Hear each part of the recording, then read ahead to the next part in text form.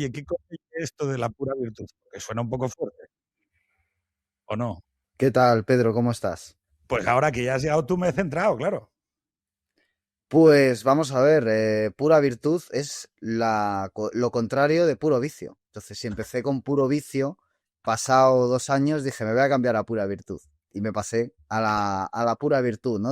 Agoté el vicio y me pasé a la virtud, que es algo que hace mucha gente, ¿eh? Me dijiste que pasaste de la transición, del puro vicio, que no te voy a dejar escapar. Digo, que a ver si tú crees que tú me dices algo y yo digo, ¡oh, no, no!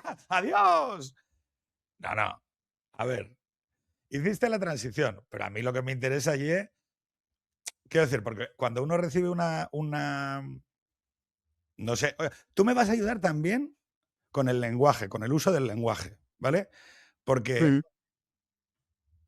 tú encuentras una belleza en las palabras, en observar las construcciones del lenguaje y alcanzar nuevos significados. Yo a eso le pongo un nombre vulgar que es los fractales, ¿no?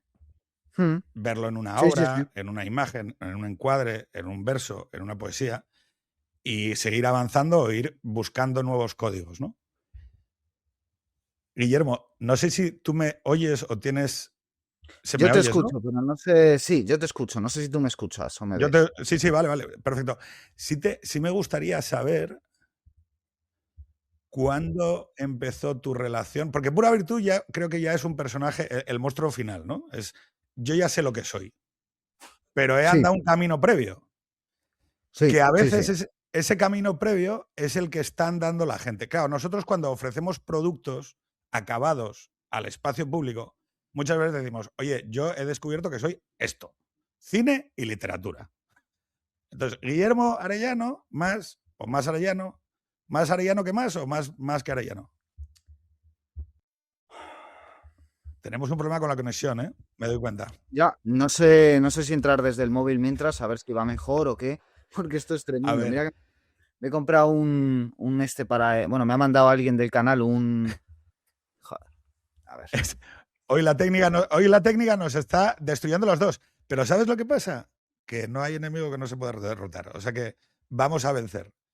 Si Ante todas no, las dificultades. Si hemos conseguido llegar hasta aquí, podemos aguantar con una conexión inestable. ¿Vale? sí, O sea, el esfuerzo por mantener la conversación viva también es un esfuerzo a representar.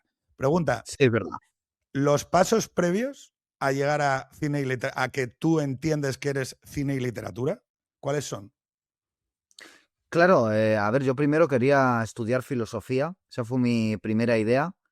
Y lo que pasa es que me di cuenta leyendo autores como Dostoyevsky que tú te lees Crimen y Castigo y tienes ahí más filosofía que la que te van a enseñar en la carrera. Entonces me pasé de filosofía a literatura, ahí en el último momento y que sobre la Vale, pero bocina. espera, es que ves como siempre tendemos a explicar la acción, pero no la motivación personal de la acción. Tú primero Mm. dices filosofía y dices, bueno, pero filosofía, ¿por qué? O sea, ¿qué pregunta respondía en tu pecho que luego te diste cuenta? Coño, no, no. O sea, para Mm. mí lo Sí, importante sí, sí. de explicarle a la gente es cómo nos damos cuenta que la primera respuesta o la segunda o la tercera estaba equivocada. Y al final es, no, no, yo he llegado probando, porque es muy difícil, la gente tiene mucha tentación cuando ve un proceso acabado de decir, Mm. estoy el puto amo, pero claro, a mí me fascina porque yo te he visto cosas a ti que he dicho, joder, a mí hay cosas que este chaval hace que me ha costado 40 años entender. ¿No? ¿Sabes a lo que prefiero? Sí, sí, Y yo sí, sí. digo, A hostia, ver, yo... porque este cabrón acertó antes. Y entonces quiero entenderlo. O sea, ¿cómo nació la Mm. pregunta? ¿Cómo nació la comprobación? La comprobación de que la primera respuesta que aparecía, que es la que suele coger la gente suele coger la primera. Mm. Y hasta que no se da un ostión de tres pares de perdón, hasta que no se da una leche de tres pares de cojones, Sí, no, no no, recula. no corrige. Y yo a ti te he visto. Bueno, porque muchas leches me las he llevado ya también. Es decir, yo siempre distingo dos clases de personas en su relación con la literatura. Que son las que sencillamente, pues oye, les interesa la literatura porque enriquece su vida, y los que nos hemos agarrado a la literatura como un náufrago se agarra a un tablón en mitad del mar, ¿no? Y eso yo he aprendido a detectarlo muy rápido. O sea, yo recuerdo, por ejemplo, uno de mis maestros en la carrera, Ángel García Galeano, eh, entrar a su clase, verle hablar de literatura 5 minutos y decir, vale, este tío es uno de los ejemplos más claros de alguien al que le pasó algo, tuvo una crisis y en medio de esa crisis se agarró a la literatura como un tablón, ¿no? Y yo creo que si lo reconozco es obviamente porque a mí me ha pasado. Es decir, que yo he tenido mis golpes, mis fracturas, trato de no hablar de ello directamente porque no es tampoco mi estilo, pero evidentemente de mi adolescencia me pasaron una serie de cosas que me llevaron a, bueno, pues a entrar en la literatura de una forma en la que no estaba antes y que de alguna forma sigue siendo en la que hoy me reconozco, ¿no? Claro. ¿Y qué es lo que, el sabor diferente que para ti la filosofía y la literatura? Yo, si quieres, te lanzo mi propuesta. O sea, yo por eso te digo de que tú seguramente me perfecciones el lenguaje, porque mi estilo agroganadero es delivery puro, pero no es muy detallista, no es muy fino. O sea, busca conectar, pero no busca ser elegante, ¿vale? Claro, para mí la literatura es filosofía comprensible, pura. O sea, digo, y no, pero cuando digo, o sea, porque está escrita, por muy oscura que sea, está escrita sin la pretensión de idea, sino desde la pretensión de experiencia. Perdón, igual no me estoy equivocando, pero No, no, te entiendo. O sea, a ver, yo diría que la literatura es el mito. O sea, tú piensas que la filosofía nace para comentar mitos, ¿no? Con Platón. Platón es un tipo que comenta historias, comenta una serie de historias que están en el imaginario griego. Entonces, la literatura siempre es anterior a la filosofía porque no comenta mitos. Y las grandes historias literarias son arquetipos, Don Quijote, Don Juan, Fausto, que no deja Hamlet, que no dejan de ser mitos también en cierto sentido. Entonces, la literatura lo que te da es un relato y un relato te permite una riqueza de matices mucho mayor que un concepto, ¿no? O sea, nunca vas a encontrar, por ejemplo, en Hegel, incluso en esa capacidad de reconocer una cosa y su contraria como perfectamente reales, ¿no? Frente a otros filósofos que serían más excluyentes, ni siquiera ahí vas a tener la riqueza de matices que te da un relato, que te da, pues es una novela de Dostoyevsky donde tienes 4 o 5 perdón, personajes. perdón, es que voy a interrumpir. Una narración que al pronunciarse y teclearse en términos narrativos, primero tiene sentido. Hay un esfuerzo por que tenga sentido y que no, y que unas partes y otras tengan conexión y se entiendan dentro de un contexto en el que también está el autor. Claro, la filosofía quizá tiene una pretensión de idea pura, ¿no? Quizá, esto lo estoy entendiendo mal. Sí, sí, sí. No, la filosofía, claro, lo que hace es quitar la... Por ejemplo, yo creo que uno de los errores de la filosofía contemporánea es que casi no presta atención a la literatura. O sea, queda en una literatura del pasado, ¿no? Y en cambio yo creo que la literatura sigue a la vanguardia. O sea, todavía a día de hoy hay grandes literatos que hablan de la sociedad en la que vivimos, para mí con mucha más precisión que... Yo creo que un ejemplo claro es Houellebecq, ¿no? O sea, nos Hombre, puede gustar bueno, más o menos, claro, es un ejemplo claro. tú lees a Hulbeck y dices, oye, uno, mayo de 68 se ha acabado. O sea, digo, se finí. Bueno, o por lo menos sus efectos son tan autoevidentes que hay que hacerse violencia lógica para no decir, oye señora, ¿está usted segura de que esto ha sido la liberación de la mujer? ¿Está usted? O sea, digo, léase usted este libro y dígame si después de verlo, porque tú sabes que en este espacio se reconoce que no se puede desveer información. A mí ese es uno de los ejercicios que más terroríficos, cuando lo contemplo en un intelectual, pienso, hostia, eh, este paisano que se ve así, o sea, que obligatoriamente tiene que verse a sí mismo, ¿cómo cojones puede estar? O sea, significa que está mintiendo. Claro, porque si yo Si tú lo sé, ves, claro, claro, si yo lo veo, digo, joder, este paisano, ¿cómo es también. posible? Y lo llamativo es cómo esa técnica, la técnica más depurada para disociarse de la pretensión de desvelar información en España, los últimos 10 años han sido los maestros del lizardo definitivo que es Sánchez.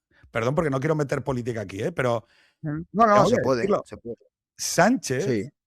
Bueno, es un tío ¿Cómo? inteligentísimo, ¿no? O sea, mucho más que su oposición, mucho más que muchos de sus críticos. O sea, cada uno lo suyo y el tipo tiene una inteligencia práctica evidente. O sea, el tío Vale, ve vale, Venezuela vale, vale. Has añadido y cuando práctica. tú y yo, sí, pero cuando tú y yo estamos 5 pasos por detrás, entendiendo la situación, él ya ha entendido que él puede hacer de intermediario en el tema Venezuela. O sea, el tío es más listo que el hambre, ¿no?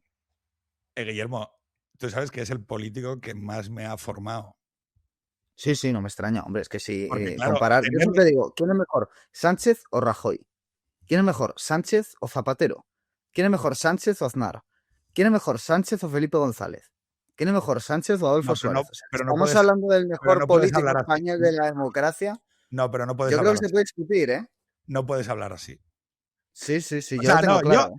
yo Aquí sé, no dudes. no, yo Yo, sé mira, porque. me has presentado como antidemócrata, yo Va, estoy hasta por votar a Sánchez, ¿eh? Fíjate. pero déjame Danos explicar, un año más, yo estoy contigo, deja- danos un año más. déjame explicar lo que estás haciendo, porque otra de las cosas bellas de cómo habla Guillermo y del uso de sus palabras es que él sabe hablar en bidireccional, que es una cualidad del lenguaje perdida por culpa de las putas redes sociales que estragan las conversaciones de puta literalidad. Entonces, Guillermo ha dicho muchas más cosas que lo que dicen sus palabras de manera literal. Y es que ser capaz de hablar de manera simbólica es una belleza del lenguaje y del disfrute de la conversación, que es no digo que sea un arte perdido, pero hay que recuperarlo y hay que recuperar la belleza. Es que claro, el lenguaje de los medios de comunicación no tolera la ironía. Pero no la ironía. O sea, si quieres ser irónico, tienes que usar con tanta fuerza la ironía que deja de ser elegante. Parece un exhibicionismo impúdico hecho para tontos. Entonces, claro que para ti Sánchez es el mejor político de la democracia. Es más, es el político de la pura democracia. Sánchez es pura democracia. Entonces, entiendo y recojo como demócrata liberal el lance y te digo, ya, pero Guillermo, ya acordamos. O sea, yo entiendo, ¿eh? Entiendo el diálogo entre un pasado que disto muchísimo de demonizar y en donde cada vez veo que hay permanencias que nos llegan y que recojo como perlas. Escucha, Guillermo, el refranero español. Arrieritos somos. A- Y en el a- camino, al cálculo intertemporal estratégico que salen los manuales de la Boston Global Consulting sobre cuando de repente hay un tío que dice, coño, coño, estrategia dinámica, dynamic strategic thinking, no sé qué.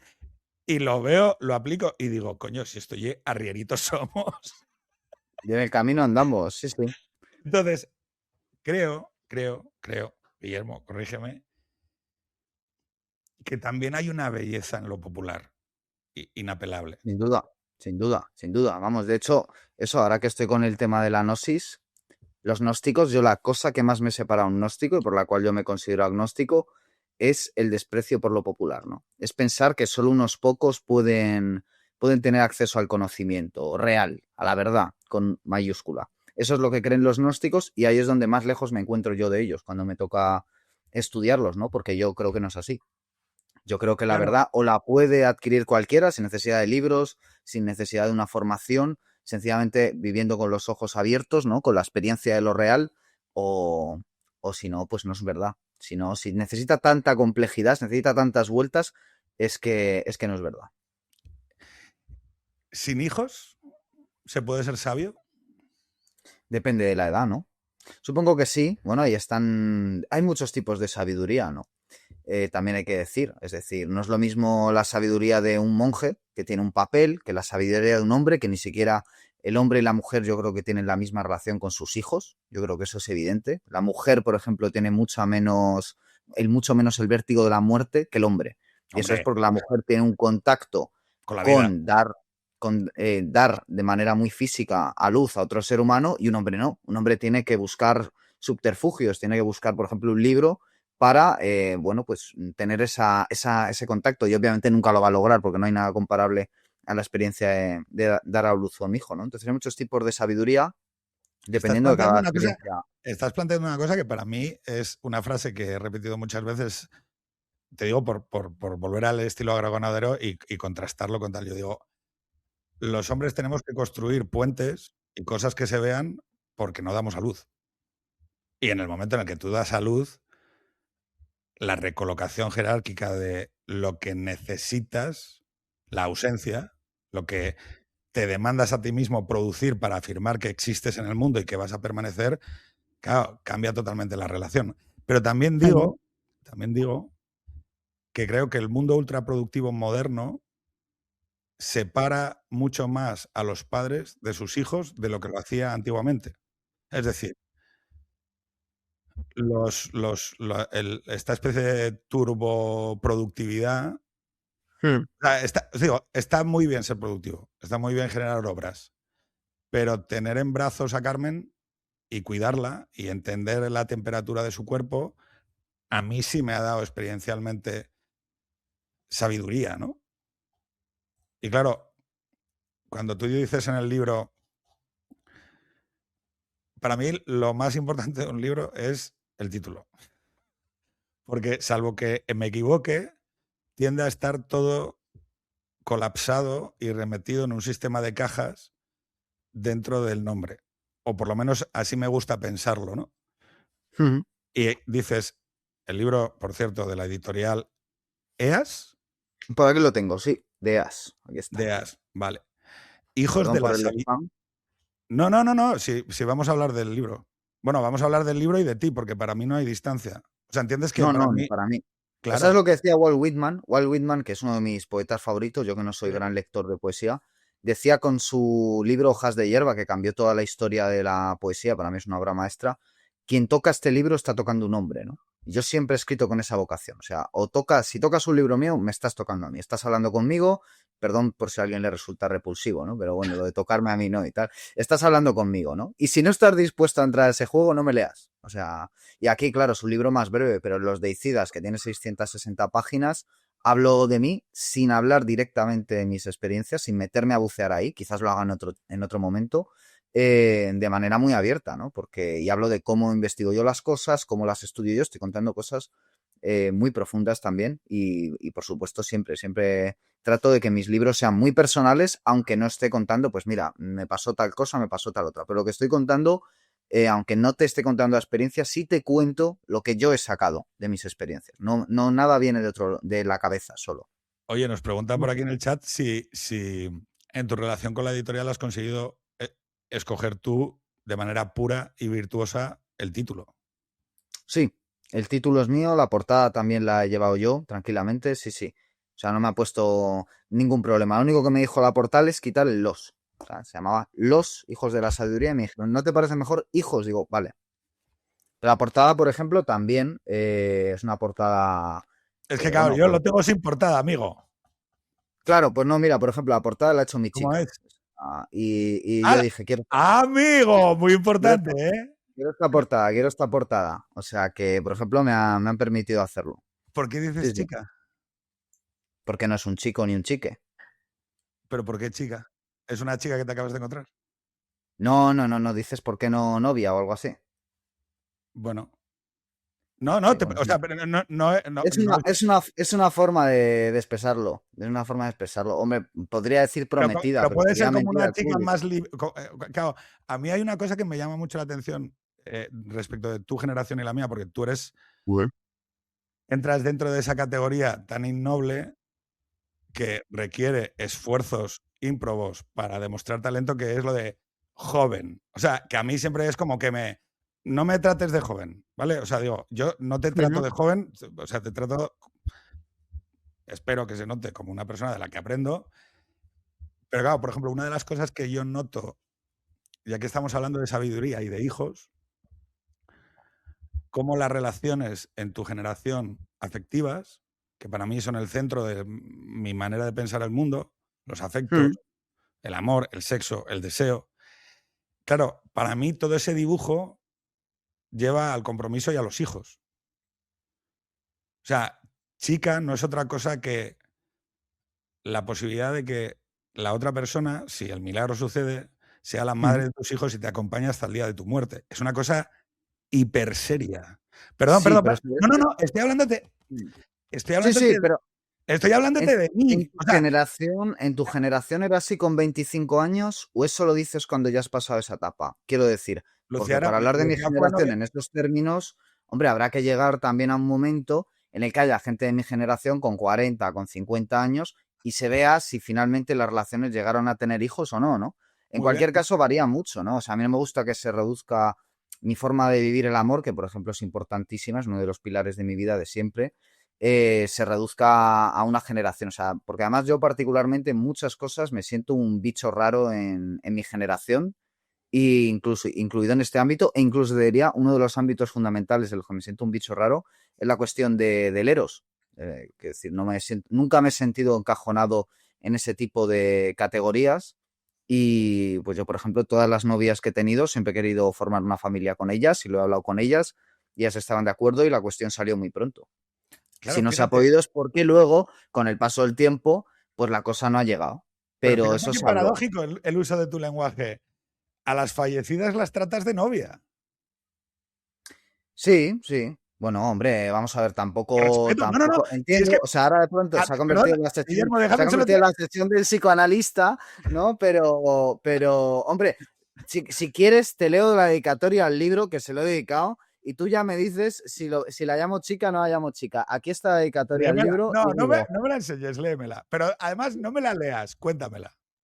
vale, y digo, Afara, por No, traer no, a no, mi no, vida no, no, no, no, la no, no. mirada de la diosa. Hombre, hombre, Cuéntamela. no está mal, ¿no? No está mal, no está mal. No, no es un rollo de una noche, ¿no? No es un rollo de una noche. No, te agradezco la respuesta y además tiene todo el sentido que me contestes y que me contestes como me gusta, que es echándome para atrás.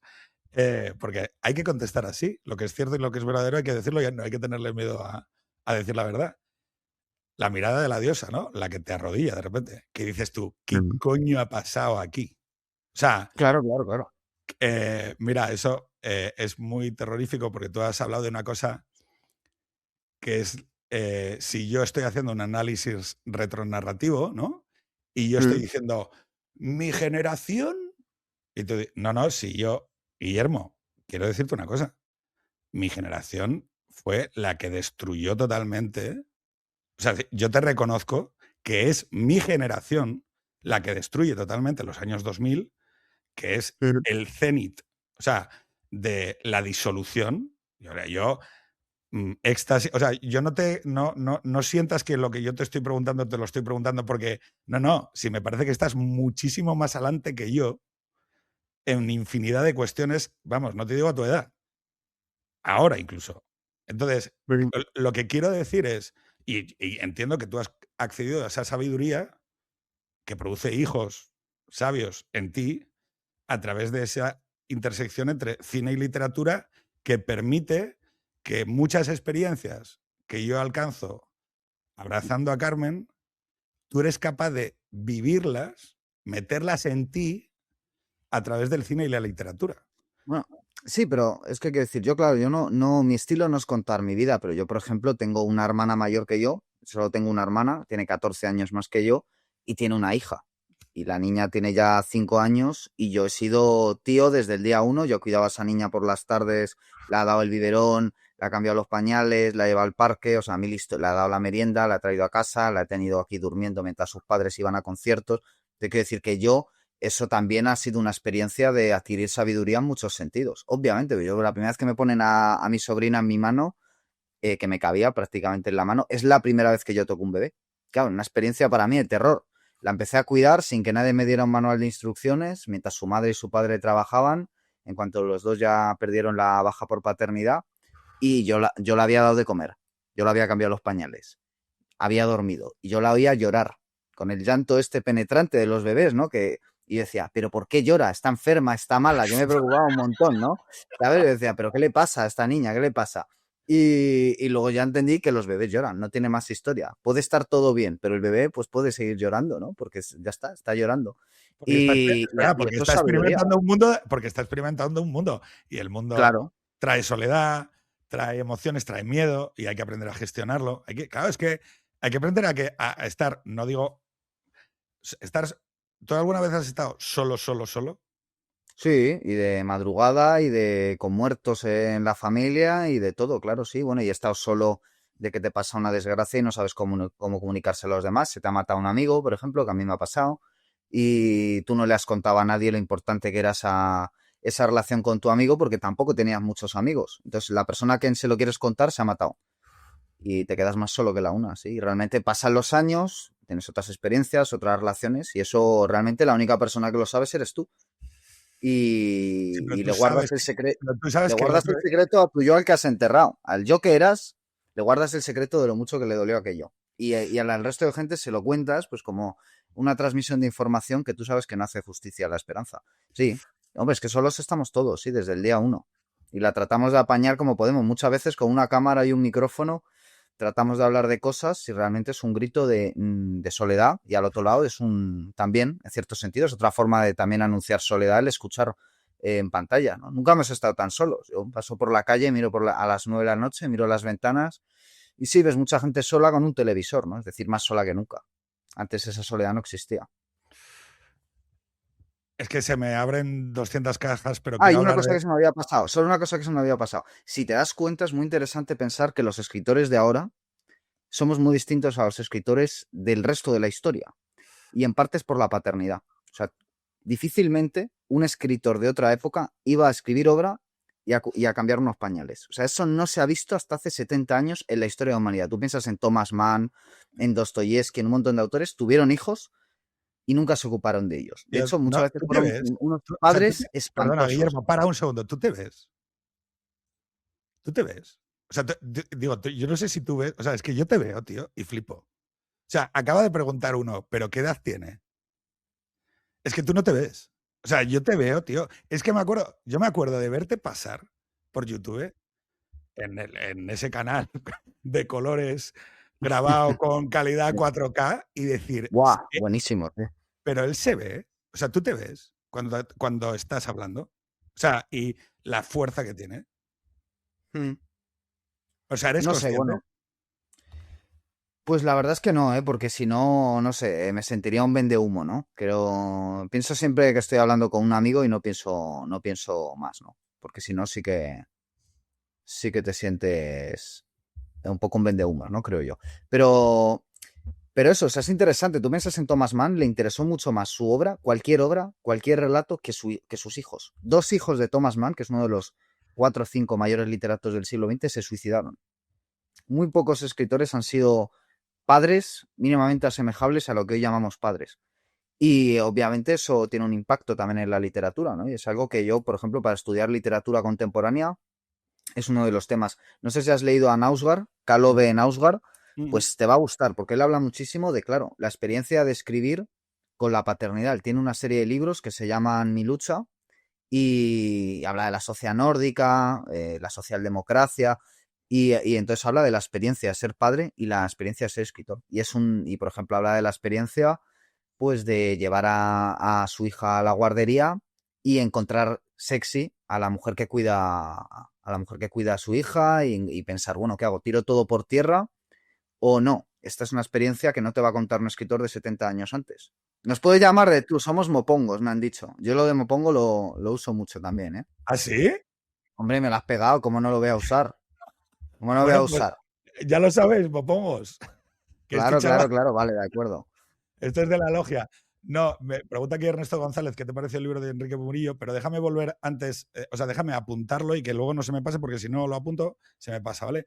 Pero Vale. sí que te quería preguntar, la mirada de la diosa, que es la que te derrumba y que es un poder que te golpea y que yo, por ejemplo, hay una escena de Coppola en El Padrino, cuando Michael Mm. está en Italia y de repente ve pasar y los italianos dicen, le ha golpeado el rayo. A Y él, Polonia, ¿no? Cuando ve a Polonia. a Polonia, exactamente. Y entonces Michael, de una manera absolutamente impropia, sin pensar ni en las consecuencias de que se sepa, arriesga su vida y se va al dueño del bar y le dice, mire, Si usted ahora le da esta información a alguien, va usted a ser rico. Ahora, solo le digo una cosa. Déjeme usted pedirle respetuosamente la mano de su hija. Ujú. Y eso, que es un poder en la mujer, que es... Porque además ahí está la verdad. Es decir, está la verdad de que el padre entienda lo que le ha pasado a otro hombre con su hija Ujú. y que no lo vea con miedo.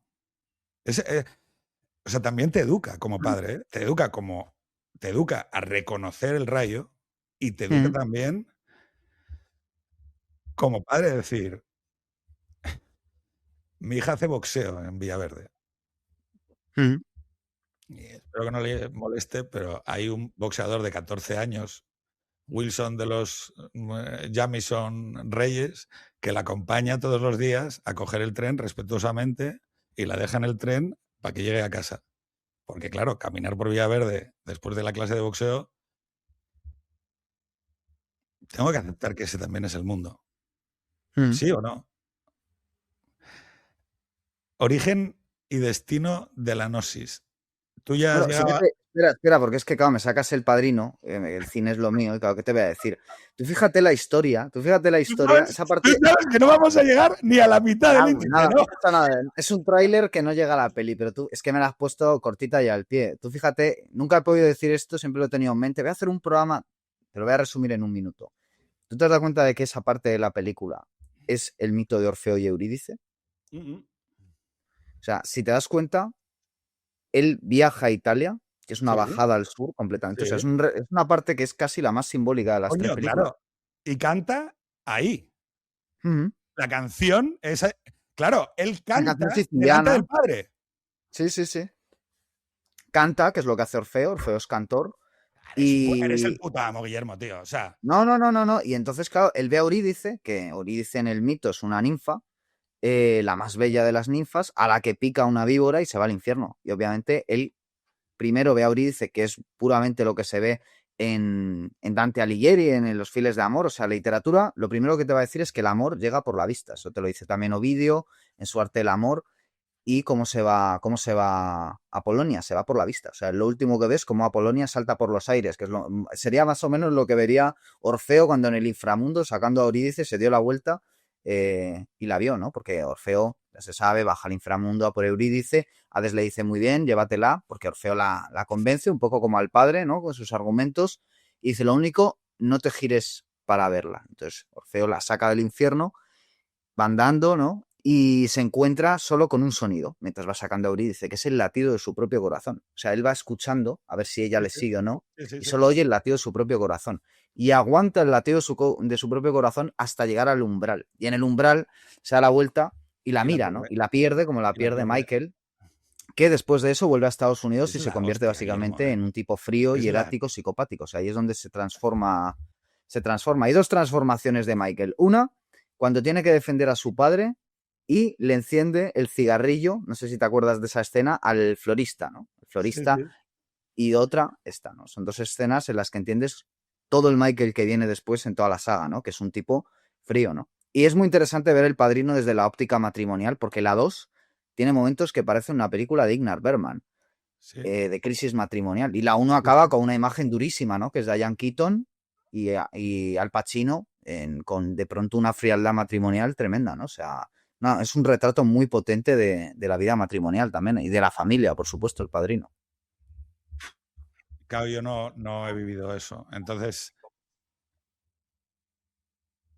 o sea, mi problema personal era ver a los demás. O sea, yo solo me veía a mí mismo. O sea, yo tenía unos rasgos, bueno, sigo teniendo capacidad para ello, pero intento educarme y mirar. A mí la pantalla me ha puesto más fácil poder mirar a alguien sin la voluntad de manipularle, por ejemplo. Y esto, o sea, a mí me ha ayudado, ¿eh? A no,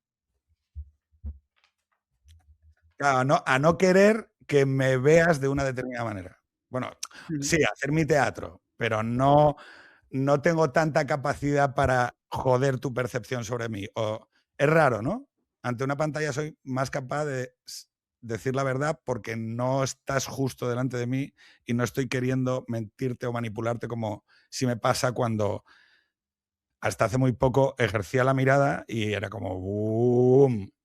Y lo Mm, llamativo es que en mi caso, el mm, amor, o sea, yo hasta que aprendí a ver a Lucía, tardé años.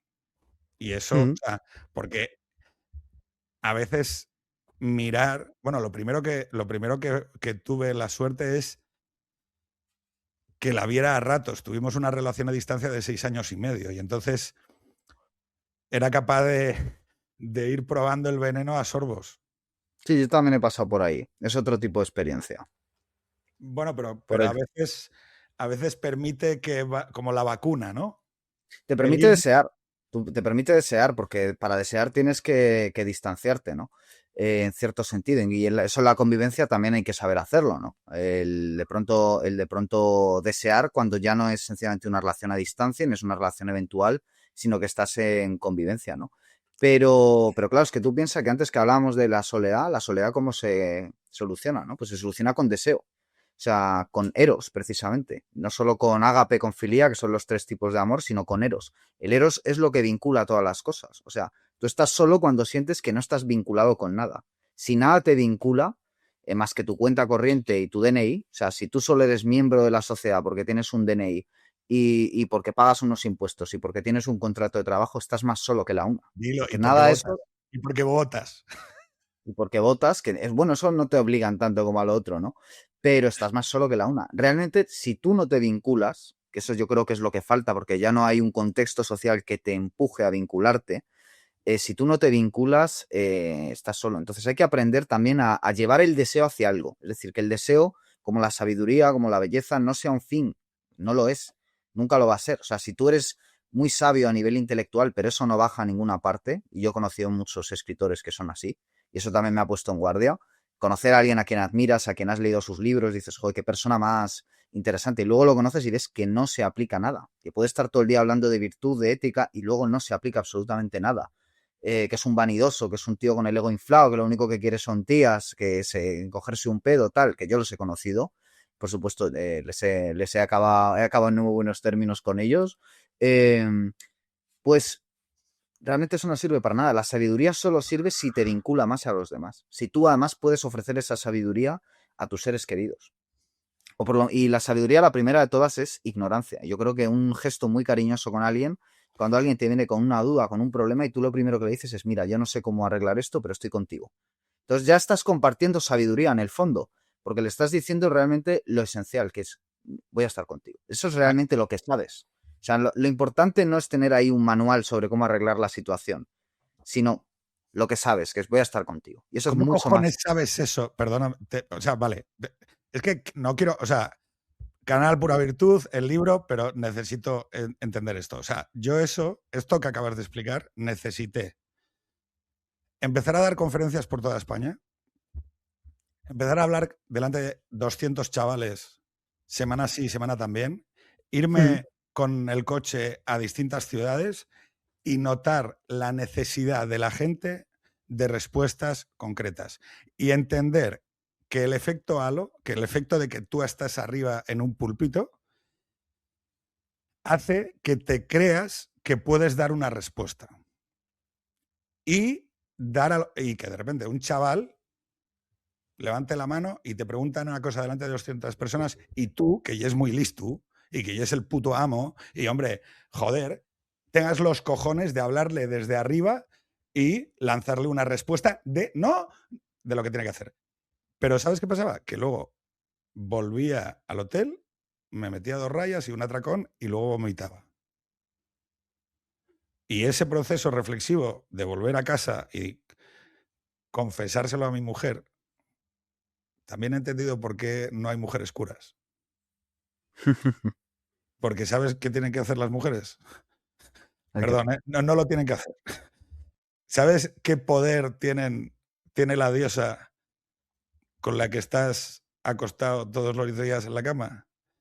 Confes- confesarle. Y al confesarlo, es decirle, Lu, me pasa esto. Entender que yo a partir de mañana lo único de lo que puedo hacer es acompañamiento, Sí. es la gente te traslada tal y tú lo escuchas amistosa y respetuosamente. Y luego lo segundo es, si quieres decirle algo, tú usas una parábola en la que hablas de ti. Porque yo sí creo que, pues, si una persona. Pero esto es lo que no entiendo, es por qué lo sabes. O sea, digo, o sea, bueno, o por Bueno, qué lo has mira, yo entendido tengo... cuando yo necesité que mi padre palmase. Ujú. Necesité perder a mi padre. Necesité cuidarlo. Necesité que naciera Carmen. Necesité poner en riesgo mi matrimonio. Necesité. O sea, he necesitado 200 herramientas y por eso te digo que creo que entiendo lo que tú alcanzas. O sea, tú vives las experiencias que yo necesito vivir como persona a través de los relatos simbólicos, narraciones, míticos, mitos, que tú accedes con mucha más facilidad. O sea, tú tienes una mirada que es mucho más capaz de descifrar que en esa historia de Michael hay 200 historias humanas puestas en cadena de 200 tipos que lo han vivido y tú eres de, Claro. coño, es esto. O sea, claro, pero, Sí, sí, o sí. sea, Y luego, hombre, y luego yo conozco mucha gente. Por ejemplo, yo siempre que he trabajado, ha sido trabajos con plantillas gigantescas, de camarero, de croupier, pum, una cantidad enorme de gente, turnos rotatorios, eh, recepcionista, he tenido que trabajar con mucha gente, ¿no? Entonces, claro, entre que yo ya, digamos, es un poco orgiástica mi relación con el prójimo, entre que tengo una biblioteca forrada de novelas y conozco a mucha gente, luego los amigos que he ido conociendo con el canal y tal, conoces a mucha gente. Y entonces hay dos formas de conocer al prójimo. O eres un gilipollas, es decir, te pones por encima, ¿no? Y lo juzgas desde algún estilo, o eres normal, ¿no? Y entonces lo juzgas de igual a igual, ¿no? Así de base al resto de igual a igual. Y hombre, lo normal es ponerte en sus zapatos. La literatura te ayuda muchísimo en eso. O sea, hoy en día en redes sociales te escribe un tío, no sabes quién es, te está diciendo algo, y la reacción habitual es crujirlo, ¿no? Crujirlo, sin más. O sea, a la mínima que me esté tocando las narices, le crujo. Claro, cuando has leído, dices, yo no sé, esta persona puede estar borracho, puede estar drogado, puede acabar de morirse un ser querido, puede haber tenido un mal rato en el curro, con un jefe cabrón, no lo sé. Pero vamos a ver, o sea, yo soy súper borde, ¿eh? Soy una persona súper borde con una mala leche impresionante. Claro, muchas cosas las he aprendido viéndome a mí mismo desde fuera, ¿no? O sea, si yo he sido capaz de enajenarme hasta ese punto, pues ¿quién soy yo para juzgar a los demás que habrán hecho cosas mucho menos ridículas que yo? O sea, yo soy el primero que me miro a mí mismo y si me quiero poder aguantar la mirada, tengo que ser capaz de por lo menos permitir a los demás lo mismo que me permito a mí, ¿no? Y entender que si a mí gilipolleces me han llegado a reacciones pues verdaderamente desproporcionadas, pues los demás exactamente lo mismo, ¿no? Y claro, yo he conocido, pues trabajando, por ejemplo, de camarero con 20 años mientras estudiaba, los fines de semana, yo he conocido exadictos o adictos, y te das cuenta, por ejemplo, de que una persona que se ha roto 50 veces, cada vez una recaída es romperte otra vez, ¿no? Porque te tienes que mirar al espejo y decir, joder, la has vuelto a cagar, ¿no? eh, puede llegar a precisamente entender cómo funciona un ser humano mucho mejor que una persona que, oye, yo me alegro un montón por ella, pero que funciona bien, entre comillas, desde el día uno hasta el día de su muerte. Es decir, que nunca se va a salir de la plantilla. Hace esto, lo hace bien, hace esto, lo hace bien, hace esto, lo hace bien y hace esto, lo hace bien. Punto, esa es su vida. Y dices, joder, qué alegría, qué bien por él, qué bien por todos los seres que lo rodearon, hace bien las cosas. Yo nunca he sido así, y he conocido gente que tampoco. Y yo creo que, primero, la literatura te va a decir siempre que son mucho más interesantes. Segundo, la vida también, porque te puede llegar a entender mucho mejor en tus contradicciones, en tus pliegues y tal. Y esa es verdaderamente una sabiduría vital. O sea, no es la sabiduría de los libros, de los grandes conceptos y tal, sino que es una sabiduría vital. Y es que el ser humano es así, el ser humano se mueve, se deja invadir por estados de ánimo y no hay por qué reducirlo, ¿no? Que es lo que tendemos ahora con las redes sociales, a reducir a un ser humano a este momento. He visto un vídeo de esta persona, tengo esta impresión, ya para siempre es así. Yo no funciona así, la vida no funciona así. la vida es un continuo, afortunadamente, y la realidad no está dada. Que esto es maravilloso. Tú en el momento en el que ves, en el primer momento en el que ves a alguien reconstruirse, dices, espera, es que a partir de ese momento el mundo cambia. O sea, digo, o sea, y no, no hay ninguna maldición. Digo, no sé qué has hecho. No sé qué hiciste ayer. No sé si mataste a la vieja y pensaste que te ibas a mangar la pasta. Que a mí lo que siempre me parece más paradójico de Dostoyevski, bueno, perdón, de Crimen y Castigo, es que él se puede librar. Sí, sí. Si el problema es que de lo único que no te puedes librar es de ti.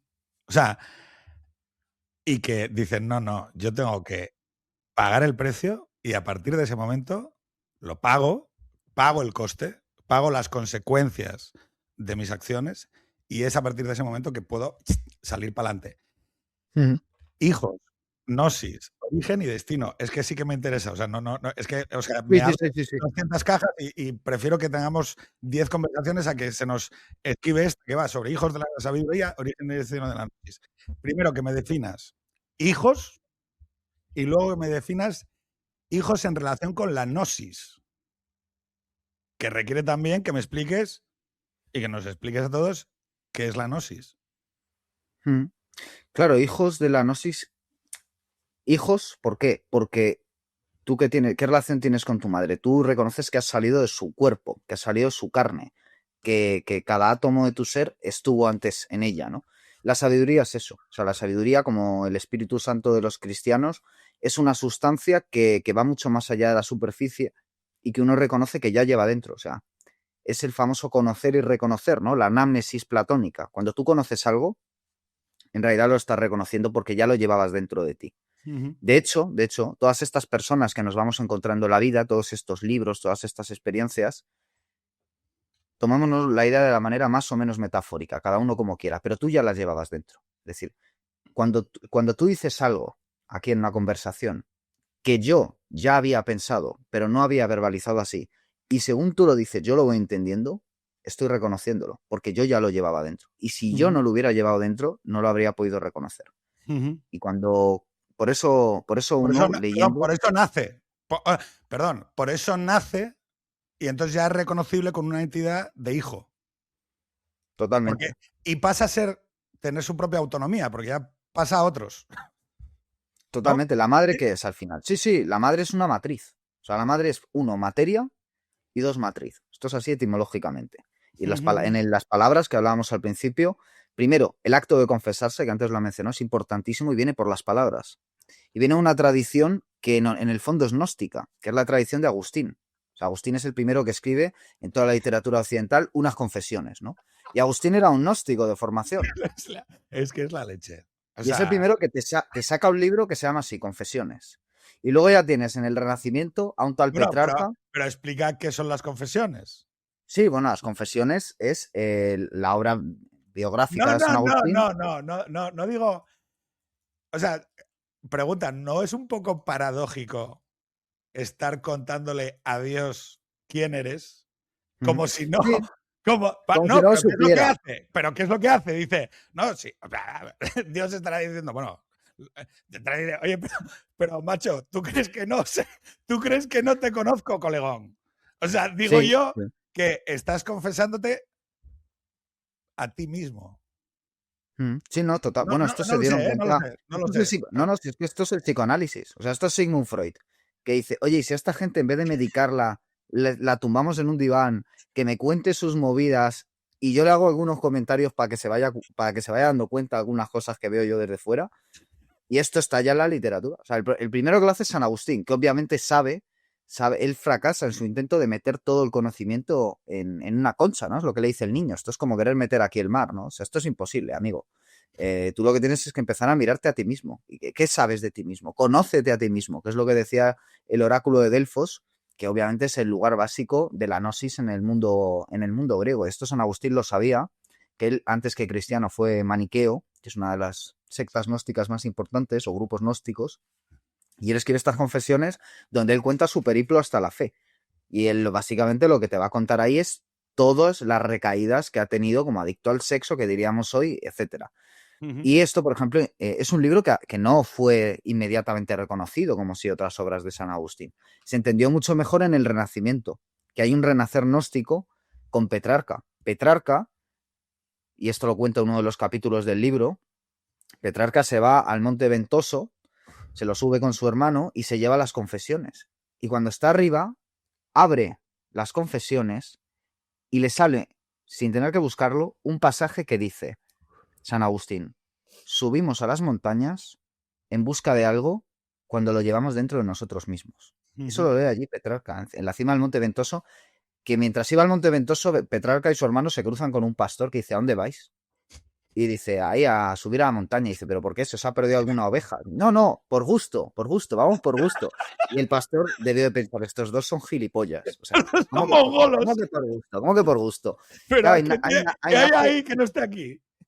claro, no, pero ahí nace algo que hoy damos por hecho, que es me voy el domingo a la montaña, ¿no? Aquí yo que soy madrileño, pues es súper típico, me voy el sábado a la Pedriza, pero que entonces no era nada típico, o sea, ahí no se subía a nadie por gusto. Y estos se suben por gusto y Petrarca se abre las confesiones y le sale esto. Y entonces él entiende algo. Y Petrarca, que escribió una obra ingente, escribió un libro que se llama El Secretum, lo traduciríamos como secreto, que son sus propias confesiones. Y ahí hasta hoy. Y a mí la literatura que siempre más me ha interesado es eso que Sánchez Dragó llamaba la egografía, que va sobre ti mismo y sobre cómo tú has llegado hasta donde has llegado y qué entiendes de ti mismo, ¿no? Y si no te entiendes a ti mismo, mal vamos para entender otras cosas, porque las vas a entender torcidas, que yo creo que es buena parte de todos estos intelectuales marxistas, liberales, tradicionales, lo que queramos, que quieren entender el mundo, y dices tú, ya, pero ponlo en primera persona, ponlo en primera persona. Mira, es que el otro día estaba hablando sobre los existencialistas franceses. Y Sí. claro, yo le estaba explicando a la gente. Mira, el único que me parece medio razonable es Camus, y era un borracho, pendenciero, deportista, mujeriego, borracho, que tuvo la puta mala suerte de conducir a toda leche, como solo podía conducir un personaje como él, y matase. Claro, ¿qué sucede? El resto, digo, y ese es el que me parece el que tiene la vida más comprensible. O sea, el resto son todo gente de manicomio. O sea, digo, y ojo, si tú los ves bajo ese prisma, también puedes encontrar mucha comprensión en lo que plasman, porque al final en el texto está lo que se dice y lo que rodea a lo que se dice.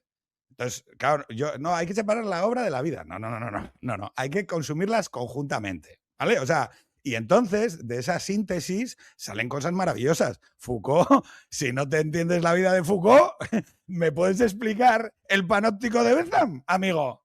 Y el miedo que tiene a la mirada del otro. O sea, tú puedes entender el miedo a la luz. O sea, cuando Foucault coge y dice, no, hay un terror en la luz. La gente estaba mejor en la oscuridad. En las prisiones de antes de la tal, porque la luz da una cojones que... ¿Por qué? Porque, bueno, pues porque estaba muerto de vergüenza, porque alguien pusiera un foco de luz a lo que sucedía en la oscuridad que él acometía. Y Sí, entonces pero el fíjate que concepto... además dices, hay que entender la vida. Bueno, y hay que entender la sexualidad. Y en el caso Hombre, de Foucault más. Hay que entender cómo era el sexo en Foucault. O sea, pero en cualquier autor, ¿eh? En Nabokov, sí, pero en Louis también... Ferdinand Céline, que son dos de los genios del siglo XX, hay que entender esta gente cómo follaba. Yo, de hecho, en mi libro Los Deicidas digo, muy bien el tradicionalismo, muy bien Juan Manuel de Prada. ¿Cómo folla Juan Manuel de Prada, no? O sea, ¿cómo follan los tradicionalistas? ¿Cómo folla, pongamos el nombre que queramos, cómo folla esta gente? O sea, esta gente cómo se lo hace, ¿no? ¿Cómo folla la tradición? Pues hay que preguntárselo también, ¿no? Porque si no, no lo vamos a entender. Sospecho que la gente folla... O sea, digo, esto también es una cosa, pero ojo, también eso tiene su reverso Sí, en que la gente que folla a través de la idea, ¿no? Que dice, joder, esta polla que me estoy comiendo, seguro que no se le ha ocurrido a nadie antes. O sea, sí, sí, en sí, sí. este coño que me estoy comiendo en 1500, ¡buh! Petrarca, ni puta idea de comer coño. San Agustín, bueno, un reprimido de cojones. O sea, porque hasta que no llegaron unos tíos académicos. Bueno, la liberación, Guillermo, la liberación sexual de la mujer. Ojo, Pues ojo al yo debo estar muy concepto. equivocado, yo debo estar muy equivocado, porque claro, tú lees, esto sí que o sea, tú lees, claro, el petrarquismo, todo esto, y ya Lacan decía que toda esa abstracción de la mujer que era mariconeo, es decir, que estos eran muchos de ellos homosexuales reprimidos, ¿no? Dices tú, sí, porque esta idealización de la mujer, esto no encarna, esto no baja, ¿no? Claro, hay que tener en cuenta que había un contraste que era la poesía popular. Tú coges la poesía popular Sí, sí, Ahí hay bueno, un erotismo, o sea, lo que vamos, ya les gustaría a estos de la unos poesía de la guarros, experiencia. unos guarros todos hablando de animales, hablando de manzanas, hablando de tal, que dices, bueno, o sea, creo que no he escuchado nunca una radiografía de comerse un coño como estos Mm. versos sobre comerse una manzana. O sea, quiero decir, Claro, claro, claro, claro. O sea, bueno, y tú escucha, te. Pero y se vamos. cantaban, ¿eh? O sea, y en la Plaza del Pueblo. Sí, sí, sí, sí. Bueno, perdón, perdonad, chicas, voy a contaros un verso allí delante Ujú. de tú mi madre. O Sí, sea, sí, sí. No, bueno. Y Catulo y Safo, o sea, la literatura, claro, tiene un lado erótico importante, ¿no? Y que te vengan con la liberación de la mujer. Pues el otro día, si lo puse en Twitter, la autora de Zorras, que no sé ni cómo se llama la mujer, de esta trilogía famosa. empezamos bien. Y Noemi, no sé qué. Sí, Y sí. esta mujer, claro, ahí dice que hace una reunión mensual con su novio, ¿no? Para ponerse al día y tal. Y dice, o sea, esta Contar mujer mamadas. es amiga Hazme de la contar, actriz porno. meten el este en las mamadas, ¿o qué? Claro, entonces es amiga de la actriz porno Amarna Miller. Ha escrito un libro que se llama Zorras, diciendo que somos las hijas de las brujas que no pudisteis quemar, no sé qué y tal. Todo para llegar a sentarte como si estuvieras trabajando en el Banco Santander con ella para que te explique que más cunilingus y menos yo qué sé, ¿no? Menos comida precocina, dices tú. O sea, esto, claro, coges cualquier poema popular de la Edad Media y dices, o sea, ya sopas con onda, ¿no? Y lo que hemos hecho es una regresión tremenda, ¿no? Y Es la esta gente leche, se cree que tío. Yo de verdad. porque En fin. haya creo que me has perdido. Porque haya tipos masturbándose con los pies de una pobre chica en OnlyFans, ¿vale? No significa que hoy en día sepamos cosas que en el pasado no sabían. Lo que pasaba en el pasado era vivo y hoy en día lo vemos en diferido o con una pantalla, ¿no? Bueno, y hay que hablar de esto, ¿eh? Bueno, De yo llegué a hablar con mi abuela de sexo, fíjate, con mi abuela, ¿eh? Que ya está muerta, 90 años. Y yo me acuerdo un día, estaba por su calle con mis amigos adolescentes. Vamos a llamar a mi abuela, que ya veréis qué graciosa es. Subimos a casa de mi abuela, allí nos recibe mi abuela, nos pusimos a hablar e inmediatamente ella se puso a darnos instrucciones sobre cómo se hacía en su época lo de ligar. Yo dije, abuela, ¿cómo era en tu época ligar y tal? Y a nosotros, un grupo de mocosos que no nos comíamos una rosca, empezó a decirnos, pues mira, ibas al cine, te sentabas atrás, te ponías el abrigo encima de las rodillas y ya lo que pasaba debajo del abrigo no lo veía nadie. Entonces aquí tienes un cursillo acelerado sobre cómo ligar. Mi abuela, te vas al cine, te no pones sobre atrás. cómo ligar, te digo, bueno, primero que la propia acción, o sea, me parece un gesto, tiene mezcla de gesto noble y teleport, que son códigos de este canal. Eh, cuando algo es meta sorprendente, Mm. me parece muy bonito que tú quisieras introducir a tus amigos al contacto con tu abuela porque hacía mucha risa. O sea, es bonito en sí. Y que luego ella tuviera la nobleza de explicarte una cosa que hoy niega la conversación Mm. pública sobre el Eros, que es que la subida a la montaña, o sea, que la ruta del deseo masculino y femenino, que el hombre tiene que aprender a sentarse atrás, sentarse y esperar, ocultar un poco las cosas. Es que hay que ocultar un poco las cosas porque la mujer Ay. no quiere, y eso es un problema del porno, que rompe la relación con lo erótico. Y el problema del mercado, de la neurosis y de la leche de avellana, es que el mercado trabaja, la producción del marketing trabaja sobre la producción infinita de malestares y de disconformidades, de pequeños matices que te separan de la reintegración. Entonces, ojalá tuviera en este aire acondicionado la capacidad para no poner aire frío y caliente, sino el grado. Y entonces te dan el grado. Pero y que luego te dan, joder, es que hace un pequeño zumbido. Y entonces te dan uno sin pequeño zumbido. Pero y que luego hay otro que te lo sacan con décimas. Y claro, el problema con eso es que lo que induce es a una especie de perpetuo malestar. Y aquí es donde viene el tema. Y cuando se mete dentro de los afectos y del deseo, provoca pues una desintegración de las formas comunes. Es decir, el mercado cada vez va proveyendo un tipo de erotismo más hiperespecializado en lo que le gusta a la mujer, que es recibir la mirada, Y entonces crea, para las mujeres que quieren ser miradas porque están en el momento de ser observadas, crea Instagram y TikTok. Para las que ya no están en ese momento en el que se sienten orgullosas de ser miradas, crea la literatura pseudoerótica de 50 biki- sombras. 50, sí, no, pero y cosas más tenues y no tan explícitas, porque ahí hay un cinturón y hay una frase de sexo anal. No, yo te estoy hablando de la serie Sangre y Arena de Espartaco. Sí. Hombre, yo la estoy viendo aquí y sale cada 10 segundos un frame de un maromo con unas espaldas y unos bíceps y sangre y violencia. Y hay un personaje bueno que es fuerte y violento y que como te agarre te despedaza. Y la literatura de caballeros escoceses y de vampiros y de mi madre y de Crepúsculo. Y luego a los chicos, ¿qué les da? Ah, no, pero a las chicas jóvenes les dice, bueno, yo te voy a dar una herramienta para que tú te vayas con tu ración de deseo cumplimentada con el formulario modelo 303. Te voy a dejar a ti que lo hagas, ¿eh? O sea, yo no te voy a empujar. Pero hombre, si te pones un bikini y cuelgas una foto aquí en Instagram, tú te vas a poder sentir deseada, porque además va a haber va a haber una serie de likes anónimos que no te van a, que salvo que entres no vas a saber quiénes son, con lo cual vas a poder imaginarte que son ese chico guapo que te gusta. Quiero decir, si tienes 315 likes anónimos que te dicen que eres Es que al final, deseada, sí, pero al ¿qué es el final like? encarnan, ¿Qué al es el final like? encarnan, El al like es final el toque en la encarnan ahí. Perdón un segundo, Guillermo. El Sí, like sí. es un pseudoproducto que hace lo mismo que tu abuela te contó que necesitaba una chica, que era Claro. el roce descuidado de una mano en una rodilla. El like, y lo que pasa es que ya no lo produce la temperatura de la piel de un dedo de un chico al que conoces y sobre el que llevas pensando un mes y que lo hace con miedo y que lo hace aterrorizado porque tú retires la pierna. Ya tu abuela sabía que hay algo que sucede cuando ese dedo alcanza la rodilla y la rodilla no se mueve y se queda. Claro.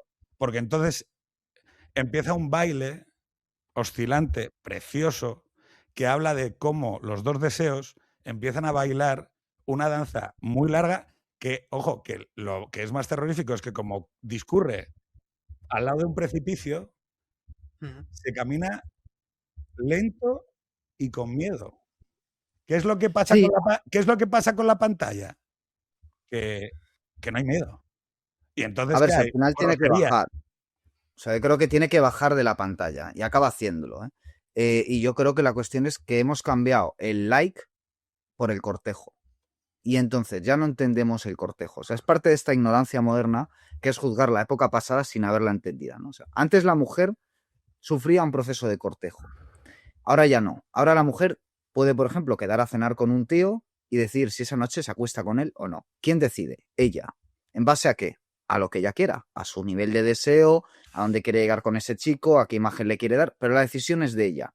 Antes, con el cortejo, ¿quién decidía eso? O sea, porque tú puedes quedar con un chico que te ha dado like, abrirle una conversación privada, o bueno, lo típico, tú le das like, él te da like, al final uno de los dos escribe, pero que por cierto tiene una serie de parámetros muy tradicionales, o sea, al final ellas siguen queriendo que sea él el que abra conversación, ellas siguen queriendo que él le invite a cenar por lo menos un día, ellas siguen queriendo que él te lleve en coche a casa, o sea, una serie de cosas que a pesar de lo que nos venden, tú miras las estadísticas, el 70% de las mujeres españolas cree en los gestos galantes, por ejemplo, o sea, ahí no estamos muy lejos de la abuela, ¿no? La única diferencia es que tú ahora decides una cosa que antes el cortejo no te dejaba decir en teoría, o sea, antes en teoría tú sabías que no te ibas a acostar con él la primera cita. Pero esa es toda la diferencia que hay, ¿no? En cierto sentido, que ahora las mujeres deciden lo que antes eran una serie de presupuestos sociales. Y entonces ahora lo que se preasume es, como antes había unos comportamientos sociales estipulados, pues no podías ir por la calle a solas, supuestamente, etcétera, tal,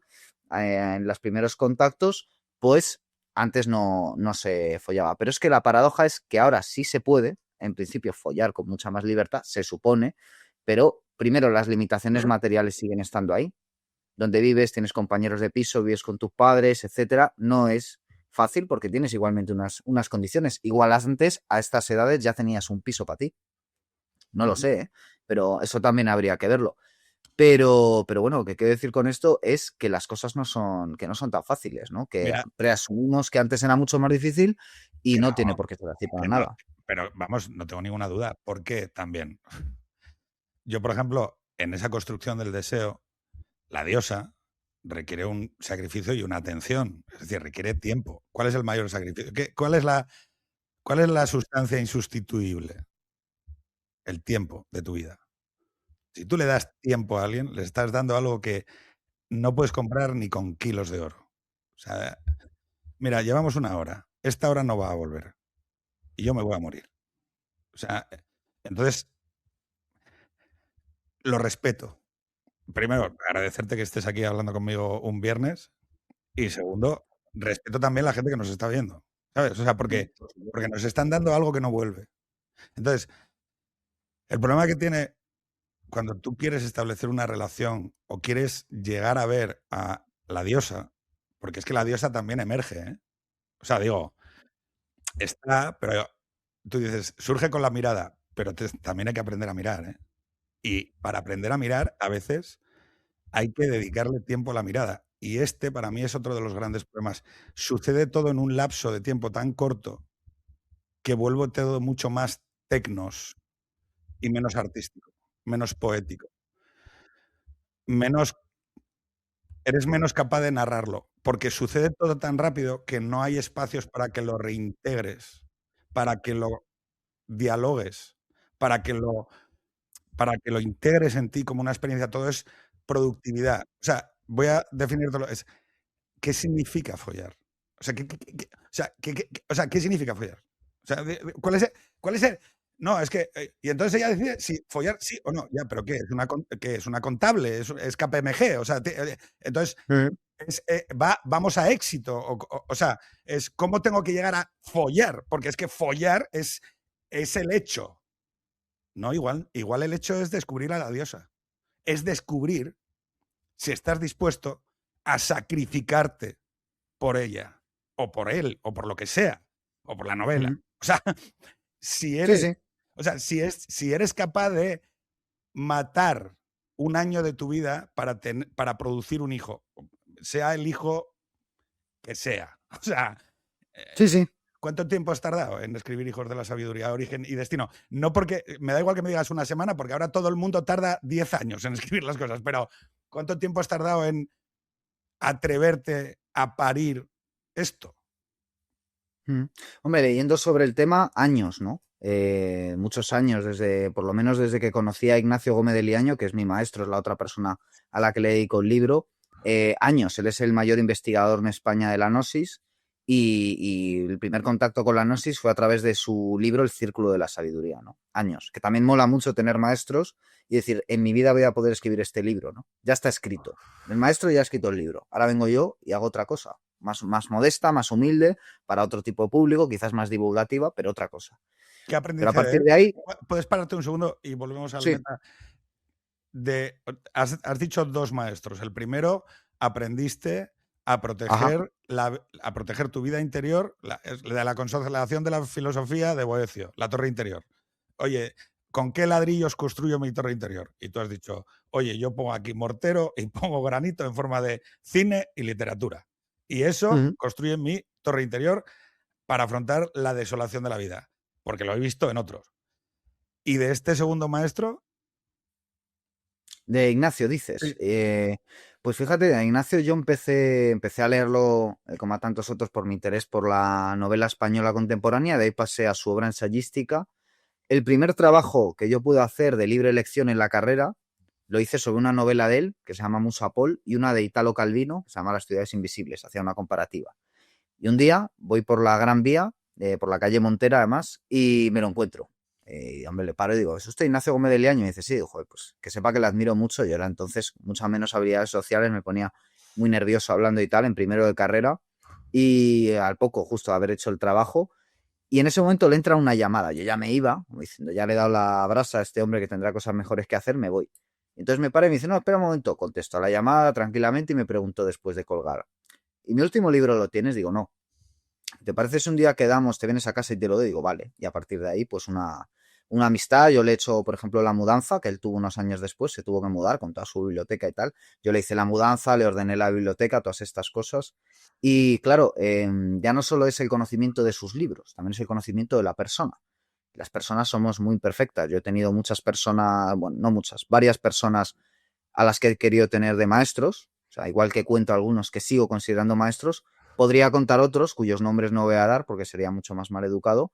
A los que yo he querido tener de maestros, he podido contactar con ellos, hemos podido iniciar una incipiente amistad y en algún momento esa amistad se ha interrumpido, entre otras cosas, porque ha habido un tope con la persona que no esperaba encontrar, que es ver que esa persona no está al nivel de su obra, que puede pasar. Muy fácil mentir, muy fácil prepararte un programa. Joder, que sí puede pasar, Guillermo, tío. Yo no quiero conocer a la gente. No, no, normal. Porque quiero pensar bien de ellos. Bueno, yo siento terror a que la gente me conozca, porque pienso, van a huir. O sea, en cuanto me vean, de verdad, claro, porque al final tú proyectas todo el rato. Y proyectas una cosa para que sea digerible y visible. Y por eso a veces me autoimpongo. Y a veces cuando viene un chaval como diciendo, joder, eres un tío de puta madre, y yo digo, tío, pues, o sea, me he explicado fatal. O sea, digo, no quiero que entiendas eso. O sea, yo intento caminar y no cagarme. O sea, mi, mi función es intentar explicar que incluso un tío que está muy roto puede presentar o puede intentar seguir levantándose. Claro, lo llamativo es que tú esto lo entiendas y lo sepas explicar. Hay alguno por aquí que dice, joder, es TJ como Pedro, pero sin dar 200 horas de rodeo. O sea, eres mucho más capacidad, tienes mucha más capacidad Bueno, hombre, bueno, no, o no sea, sé yo, digo, no sé yo. no, Vale, no, pero... tú tienes mucha más capacidad para una síntesis muy limpia. O sea, y yo me fascina eso de Pero escucharte. eso, mira, lo he ganado escribiendo. O sea, yo por querer resumir temas muy complejos, después de muchas lecturas, en muy pocas páginas. O sea, pero yo entiendo que, por ejemplo, el tipo de escritura que yo hago ahora mismo, yo quiero escribir ficción, yo lo intento, no me sale bien, lo tengo en el cajón. Entonces, ¿qué es lo que publico? ¿Qué es lo que envío al editor diciendo, creo que esto vale la pena? Pues leerme cosas muy complicadas, que además son muchos libros, y resumirlos para gente que tiene poco tiempo y que creo que le vendría bien conocer el tema. O sea, no es solo, la gnosis no es solo una fricada que yo creo que le va a interesar a cuatro gatos. Si no, yo no escribiría el libro. Diría, ya está el libro de mi maestro, ya está toda esta bibliografía que ya hace ese trabajo. Al friki que le interese esto, ahí lo va a tener. Yo una de las cosas que me propongo, aparte de resumir todos esos libros, luego ya al que le interese que se los lea, es cómo esto, cómo esta cosa, la gnosis, que probablemente es una palabra que mucha gente ni hubiera oído y otros pues le darían significados muy distintos al que yo creo que tiene, cómo es que esto sí está presente en tu vida. Pues está presente en tu vida en la medida en que la gnosis es lo que tú, sepas o no que lo estás haciendo para conocer el mundo y sobre todo para conocerte a ti mismo en el mundo. Eso ya es gnosis. Tú ya estás en ese camino de conocimiento. Ahora, yo lo que te voy a enseñar es cómo mucha gente, desde hace unos cuantos siglos, ha hecho eso. ¿Qué técnicas, qué nombres, qué vidas han tenido?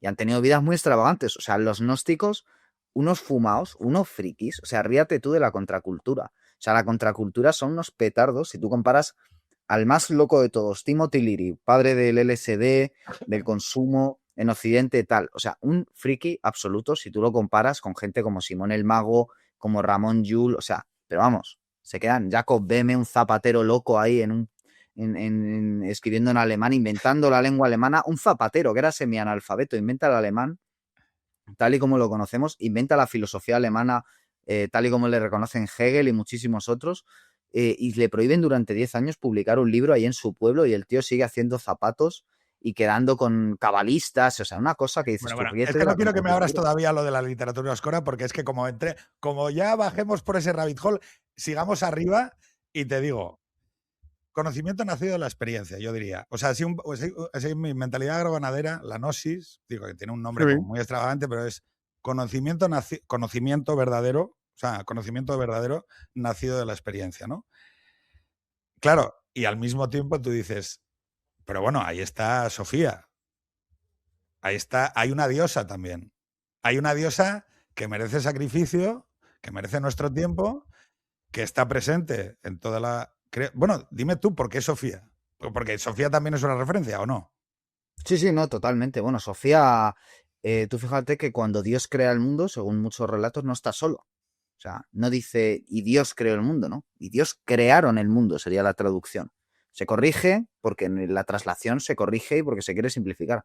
Pero uno dice, ¿quiénes crearon el mundo? Bueno, pues si Dios no estaba solo, estaba con más gente, ¿no? Y esas otras entidades, para los gnósticos, son fundamentalmente dos: el Logos y Sofía. O sea, Dios crea el mundo y desaparece de él. Dios no está en el mundo, porque el mundo es imperfecto. Si tú y yo somos imperfectos es porque estamos en el mundo. Si somos gente con complicaciones, con tal, si yo soy una persona que es insoportable en muchos momentos, es porque estoy en el mundo y estoy hecho a Antes de semejanza que de Dios. sigas ahí, pero entonces si nosotros somos imperfectos y estamos creados a imagen y semejanza de Dios, Dios No, está de en... Dios no.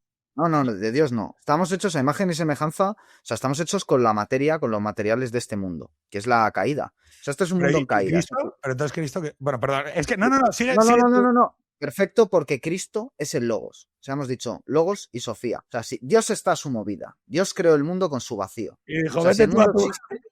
si el mundo existe es porque Dios no está en él. O sea, eso por definición. Los que dicen, no, Dios está en él. No, o sea, Dios no puede estar en el mundo. Dios tiene que estar necesariamente fuera. Porque el mundo es imperfecto. O sea, en el mundo hay niños con cáncer. El mundo es una mierda, es imperfecto.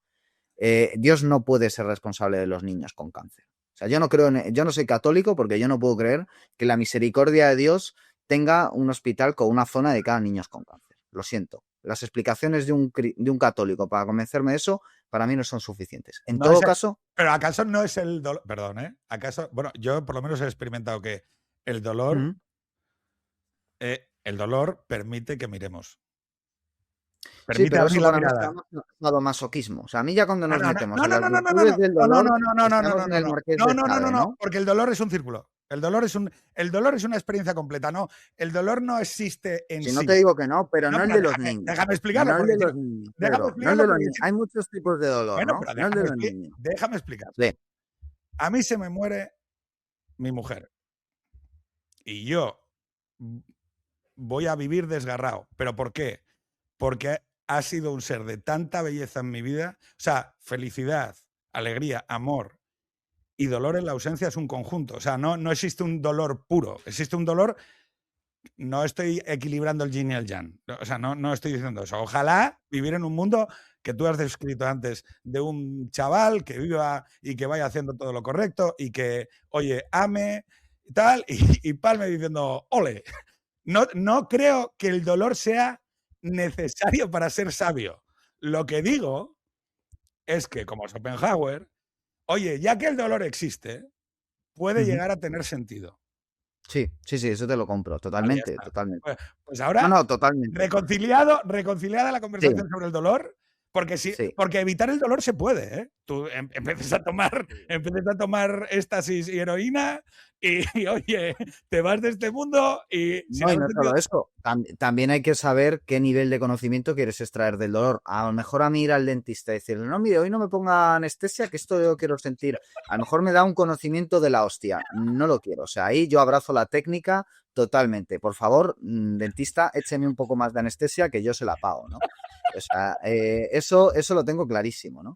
Y claro, pero fíjate, hemos Pero hablado del dolor. el dolor de la pérdida de tu abuela, ¿te dijo cosas de ella?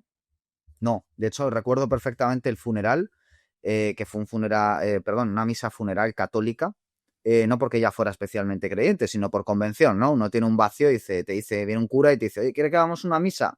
Venga, vamos a hacerla. Y en la misa recuerdo, uno, que el cura se miró el reloj de pulsera de manera bastante indiscreta mientras hablaba, que me pareció un gesto precioso también de la hostia, gran persona y mejor sacerdote. Y dos, que me invitaron a dar unas palabras, yo tendría 15 años, subí, dije unas palabras, bueno, que todas las noches yo llamaba a mi abuela y que echaba de menos hablar con ella. Iba y me suelta, rézale a tu abuela porque va a ser como hablar con ella. Inmediatamente mi cabeza dice, no, imbécil, porque al otro lado del teléfono no va a estar la voz de mi abuela. Voy a ser yo hablando con ella en todo caso, pero ella no me va a devolver la llamada. Vamos a pasar al formato YouTube. Yo le voy a enviar audios de media hora y ella no va a poder contestarme directamente porque no tiene ni lugar a comentarios. En fin, perdón por la nota humorística, ¿no? Pero Pero Bueno, pero el humor sirve, ¿no? Por supuesto, sí, ¿Para sí. qué? Y como mi abuela, mi tío, que también murió y es una muerte que me ha afectado mucho más y ya mucho más mayor, porque mi tío muchas cosas era como un padre para mí, y murió cogiéndole yo la mano, en el hospital, mientras a unos metros un enfermero se comía una galleta María mojada en el café. O sea, este mundo es materia, este mundo es caída. Esto lo dicen los gnósticos, yo no me considero gnóstico, ya he dicho antes que hay cosas de los gnósticos que me repugnan prácticamente, pero aquí les doy bastante la razón. Dios no cabe en este mundo. Son necesarios unos intermediarios que nos reconcilien. Uno de ellos es el logos. Y los gnósticos tienen muy claro qué figura representa el logos mejor que nadie, y es Cristo. No en vano el Evangelio de Juan empieza en el principio era el logos. Bien, pero ¿qué pasa con la otra figura? La otra figura es Sofía. Es una figura femenina y que precisamente se ha olvidado durante siglos. Y ahora vuelve cabreada. O sea, ahora estamos aguantando la bronca de Sofía, que es lo que llamamos feminismo, que es una diosa que vuelve para decirnos he sido olvidada por vosotros, solo que esa diosa que vuelve no es Sofía. Esa diosa que vuelve es Cibeles. Esto lo explica muy bien Dubin. Es una diosa terrestre. Sí. Es una diosa muy distinta a Sofía, que es una diosa que planea, que vuela, que te eleva hacia arriba. Cibeles no, Cibeles te ata a lo material. Por No, eso el no, espera, feminismo... espera, cuéntalo. Bueno, perdón. Sigue, Sí, sigue. sí. Luego, No, no, no, que no. por eso el feminismo Cibeles, no tiene una Cibeles te capacidad hace tirar del espiritual. carro después de que hayas tenido un exceso como Amazona. Tú sabes los leones que tiran del carro de Cibeles son una parábola sobre la consecución del deseo. Que esos dos jóvenes, ella que se deja ganar en la carrera por él,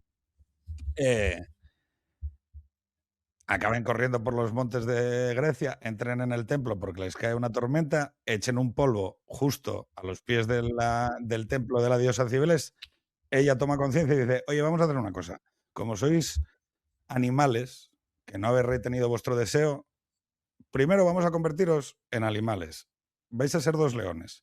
Además, vais a estar mirando todo el puto día un lado para uno y otro lado para otro, el desencuentro. Y os voy a poner a tirar del mi carro. Y no contentos con eso, cada vez que el Real Madrid gane una liga o una Champions, van a saltar encima de vosotros 22 jugadores. ¿Qué te parece? Como maldición. Y la hostia. De vez en cuando vas a ser el parking del Arlequín y la otra, ¿te acuerdas? Que se metieron se metieron en la Cibeles con el coche, la que decía que el yo cambié de Tamara era suyo, ¿no? En fin, eso ya entramos en la prensa rosa, que es muy español, ¿no? Pero No, la pero sabiduría, digamos... déjame preguntarte una cosa que sí que Sí. quería decir. O sea, yo no creo en la idea del genio artístico o creativo. Creo que en realidad hay un diálogo entre una escena, una recepción y una persona que emerge, pero emerge también como síntesis de una escena y emerge también como... O sea, creo que lo que existe es una multiplicidad de creación tan infinita como el ser humano, y entonces cuando dialogan esos tres elementos, escena, emergencia y escucha, surge algo que podemos llamar ¡pum! Esto encaja. Cuando la gnosis... O sea, porque la gnosis existe, pero hay momentos en los que ¡pum! Vuelve, ¿no? ¿O sí o no? Dímelo Sí, tú. claro, es que la gnosis es una variedad enorme, ¿no? O sea, hay una gnosis, pero las manifestaciones son tremendas. Entonces, claro, deberíamos hablar más de gnosticismo. Y claro, el gnosticismo tiene un primer intento, que es más o menos en la época de Jesús, por asentarse. Y pierde. O sea, el gnosticismo pierde frente a la Iglesia Católica. La Iglesia Católica se construye en muchos sentidos contra el gnosticismo. O sea, todas las herejías, los padres de la Iglesia, los dogmas católicos son para descartar que los gnósticos se metan en la Iglesia. Y a partir de entonces empieza una persecución. La persecución de los templarios, la persecución de los cátaros, la persecución de textos paganos, todo rastro de gnosticismo que quiera meterse a hablar de Cristo. Eso expulsado. Entonces, la gnosis durante mucho tiempo, los gnósticos están expulsados, sobre todo la Edad Media. ¿Cuándo vuelven? Con el paganismo, con el Renacimiento.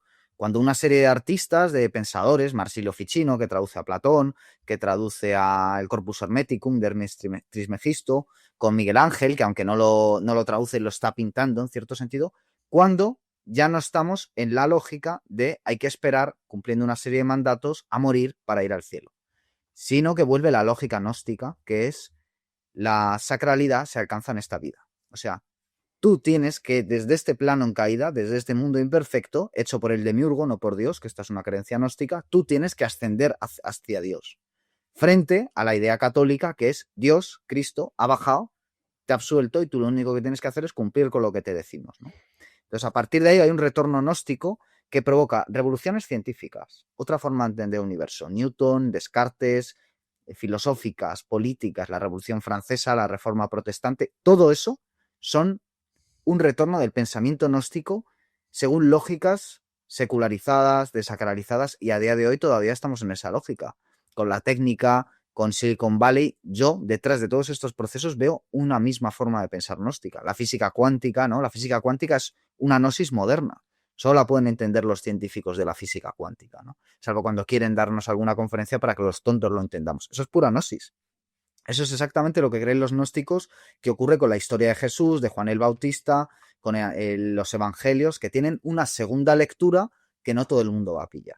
Igual que en la iglesia, la Catedral de Notre Dame, antes de que se quemara, había una serie de elementos que estaban a la vista, pero que solo unos pocos van a interpretar. Bueno, pues eso mismo ocurre con el Antiguo Testamento, con el Nuevo Testamento, es decir, con los mitos, con lo que hablábamos al principio, con las palabras que hablabas tú de los dobles sentidos. Bien, pues entrar en una lógica del doble sentido, de esto no es lo que parece, hay más, es gnosis. Ya estamos en el plano de la gnosis, solo con eso.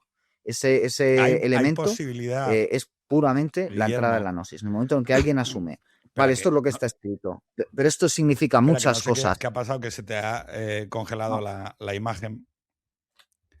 pues eso, o sea, la lógica de ¿Hola? esto no es lo que parece, esto tiene más de fondo.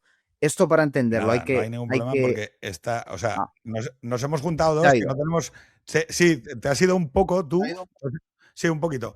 Vale, sí te iba a preguntar una cosa porque me Sí. parece muy interesante esta manera de pensar la realidad, que me parece mucho más verdadera, que es, oye, si todo lo que veo en el mundo sale de mecánicas visibles y relaciones visibles, si yo aplico suficiente tiempo de computación y pensamiento, acabo de ver las relaciones entre las cosas, ¿no? Me Mm. parece la leche porque me has abierto una cuestión que es, claro, la emergencia de la modernidad en sentido político.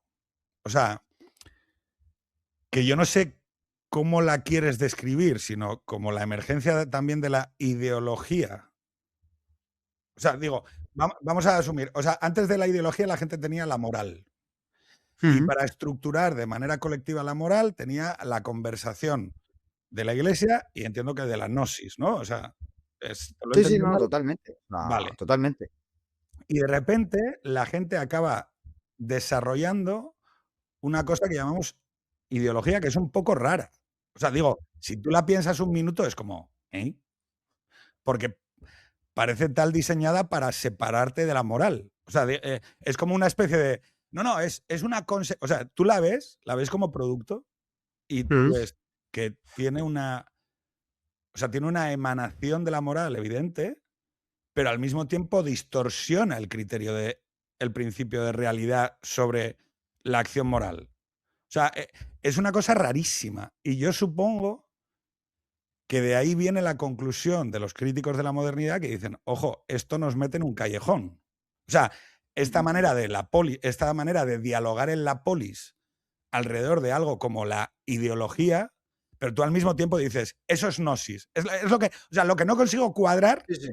o sea, lo que no consigo cuadrar es que la gnosis sea al mismo tiempo una emergencia del ser humano, que yo vea y que tú digas, y la modernidad y sus hijos son gnosis, o lo ves ligado, y que yo diga, ya, pero es que hay algo muy raro, Guillermo, y es que yo lo que veo es que lo que surge en términos tecnológicos como ideología está muy separado de la experiencia de la moral humana, creo, ¿eh? ¿No? O sea, Sí, sí, entonces, sí, sí, no, totalmente. ¿cómo dices? No, no, Pedro, es así. O sea, ¿hay un momento que Claro, es que salta y se separa o qué pasa? no, no, hay distintos planos, pero vamos, me parece totalmente, totalmente acertado, ¿no? O sea, la ideología hay que entender que la iglesia y la monarquía son los dos grandes emblemas de la sociedad tradicional. Ujú, Entonces, con la reforma protestante, la iglesia entra en crisis. Y con la Revolución Francesa, la monarquía exactamente igual. Y ujú. esos dos procesos son procesos gnósticos. Vale. Porque lo que se dice es, ya no va a venir la iglesia a decirme qué significan los textos, sino que lo voy a decir yo. Y ya no va a venir el rey a ejercer la soberanía, sino que va a ser el pueblo el que mediante unos intermediarios, los gnósticos, y lo que está haciendo uno también a interpretar un texto religioso es erigirse uno mismo como gnóstico, es decir, ahí es donde entra lo gnóstico, el pueblo va a ser el que se gobierna a sí mismo a través de estos representados, de esta minoría elegida, ¿no? Podríamos decir, que son los que son aptos para poder ejercer ese papel, ¿no? Entonces, los dos son dos procesos gnósticos, entre muchos otros. Claro, la ideología, ¿por qué es gnóstica? Porque la ideología es una teología secularizada. ¿Qué quiere decir esto? Que la ideología ya no proviene de la iglesia, de nuevo. O sea, la teología de quién viene? De la iglesia. No de cada teólogo particular, sino que la teología, aunque haya una variedad de teólogos, la teología al final es la iglesia católica la que dice esto entra, esto no. Entonces, Ujú. la iglesia católica es la que marca una teología. La ideología es la secularización, porque ya no hay una iglesia católica. Ahora la iglesia va a ser el Partido Comunista, ahora la iglesia va a ser el mercado, es decir, ahora va a haber otro agente que cumpla el papel de iglesia. Y ese agente es el agente gnóstico. Ese agente, ¿por qué ese agente? ¿Por qué el Partido Comunista? ¿Por qué el Estado? ¿O por qué no el mercado? Bueno, pues un liberal te va a decir porque el mercado es sabio, o un marxista te va a decir porque el partido va a representar los intereses del proletariado. Bueno, la excusa es la que queramos. Aquí lo importante es que ellos tienen un conocimiento, el mercado, su capacidad Vale, autorreguladora. pero entonces, vale, pero aquí es donde viene, aquí es donde viene el movimiento paradójico. ¿Qué le pasaba al rey que se disociaba de la moral del pueblo? Digo, no que se disociaba, digo, vivía disociado, evidentemente, detrás de los muros de un castillo, pero ¿qué pasaba cuando la cosa pasaba de madre? Dices, claro, claro, efectivamente. Ñaca, ¿no? O sea, digo, ñaca.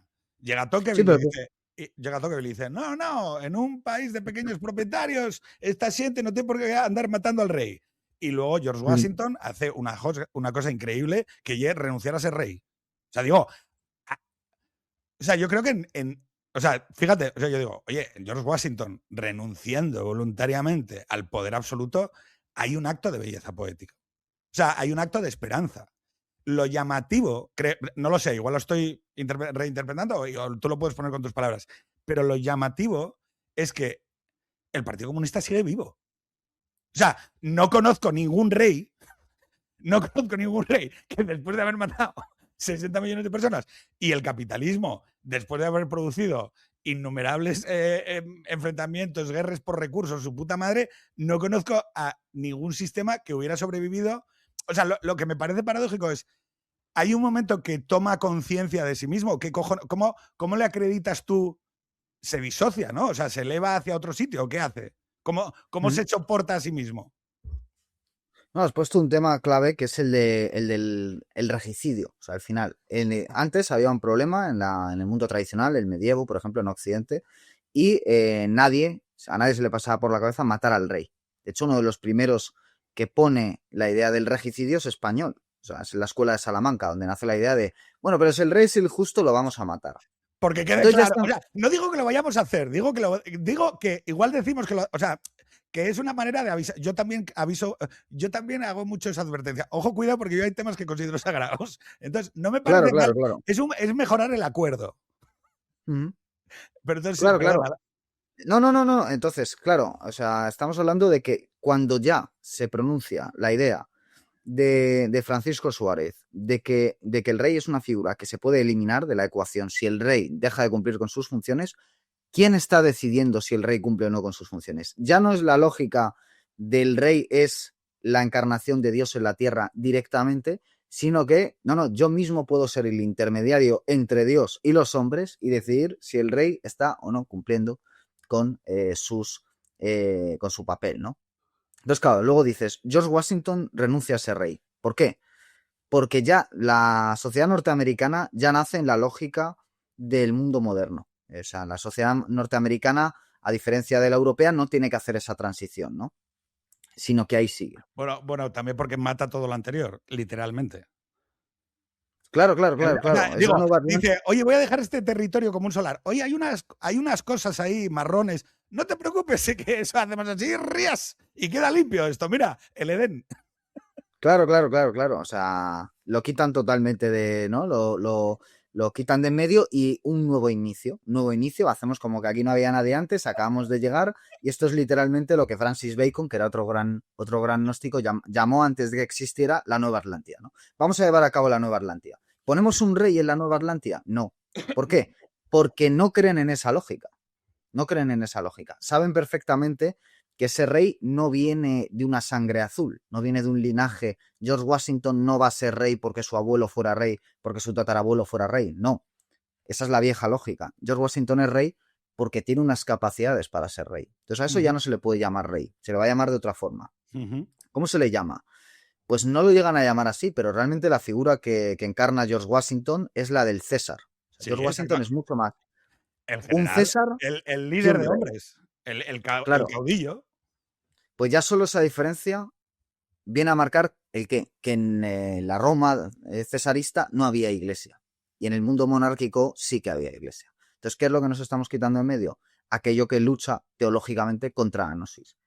Y hay que decir en ese sentido que esa idea política, que puede ser George Washington, que puede ser Stalin, que es la idea política, que puede ser Xi Jinping, que puede ser Donald Trump, o sea, el arquetipo que estas figuras tienen y tantas otras, Franco, el que queramos, no es el rey, es el César.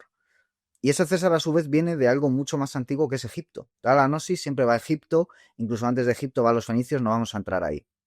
Pero lo importante es que un señor llamado Akenatón es el primero que en el antiguo Egipto dice: los dioses antiguos son una farsa, solo hay un dios, yo soy su representante, nos vamos a ir al desierto a fundar una ciudad, y funda la primera Nueva Atlantia. Entonces, cuando George Washington... Espera. Y cada X decretaba la subida del Nilo. Digo, ponte tú a decirle a ese pavo que no haces que no mueves 10.000 toneladas de piedra y las pones así tiqui, tiqui, tiqui, tiqui, para tu funeral. Claro, claro, claro, Es un, claro. es un locurón, ¿eh? O sea, es un locurón. Claro, claro. Entonces, fíjate que Akenatón, que según Freud era Moisés, o sea, Freud dice, cuando todo lo que nos cuenta de Moisés, Ajá. era Akenatón. O sea, esa figura que se va de Egipto y funda un pueblo nuevo. Eso que es Moisés en el Antiguo Testamento, Freud nos dice en su última obra, ya en 1938, enfermo de cáncer, que es cuando se sueltan las verdades, cuando te quedan 2 días, dices, pues antes de irme del convento, ¿no? Dejo ahí Un pequeño el regalo. regalo. Claro, pues Freud nos suelta, así como en el tiempo de prórroga, va y nos suelta que Moisés es Akenatón, ¿no? Y oye, Freud sabía un par de cosas sobre el Antiguo Testamento, como judío que era, ¿no? Vale, Moisés es Akenatón. Es decir, que lo que se está haciendo en América es el retorno de lo que intentó hacer Akenatón. Que Akenatón no pudo hacerlo porque después de su muerte y de su fracaso quisieron borrar su nombre y todo volvió a la normalidad, volvieron los viejos dioses y tal. Igual que después de que el gnosticismo fuera derrotado por la Iglesia Católica, pues aquí vino el medievo y vino una lógica que no era gnóstica. Bien, pues con George Washington, con Estados Unidos, está volviendo esa vieja lógica, ¿no? Y de hecho, el día que Estados Unidos colapse, incluso si se dividiera, ¿no? En un caso de guerra civil, lo que fuera, la lógica gnóstica seguiría operando, porque nuestro mundo ahora está mucho más diseñado por una lógica gnóstica que por una lógica tradicional o católica, como queramos llamarla, ¿no? Por eso los grandes antimodernos, desde Joseph de Maistre al padre Calvo Zarraute, a Juan Manuel de Prada, al Macio Negro, todos ellos quieren volver a la iglesia, quieren volver a ese elemento que nos parapete frente a la gnosis, ¿no? Lo que Claro, pasa es que pero, gente como tú y yo, que no somos católicos, no nos bueno, convence. Nosotros yo queremos me una defino. interpretación propia de lo sacro, creamos o no, pero nuestra propia interpretación de lo sacro. Entonces, yo me llamo agnóstico, yo no sé si tú te llamas ateo, pero en cualquier caso, Ateo no nos católico. llamamos Pero porque ateo católico. es una contradicción en términos y estoy seguro que en algún momento tendré que ponerle mejores palabras porque no me parece Claro, justo claro. tratarlo Sí, tratarlo como con una especie de broma interna. Pero sí, el humor también me sirve a veces, ¿eh? O sea, me sirve mucho para aliviar la duda personal que siento sobre millones de cosas. Pero es que yo tengo que ir a recoger, o sea, esto es sí, un sí. acto muy político, tengo que ir a recoger a mi hijo a las 2. Entonces, Claro, quiero... claro, claro. No, pero primero hay uno que dice, tengo que coger el libro. Ojalá, O sea, ojalá, o me sea que alegro. lo primero que quiero decirle a las 500 personas que están aquí, que esto no vale de nada si no hacemos el esfuerzo de... O sea, cuando tú compras un libro, no te lo tienes ni por qué leer. Esto la gente tiene que también entenderlo. Hay una minoría de personas que se leen a veces los libros por ti.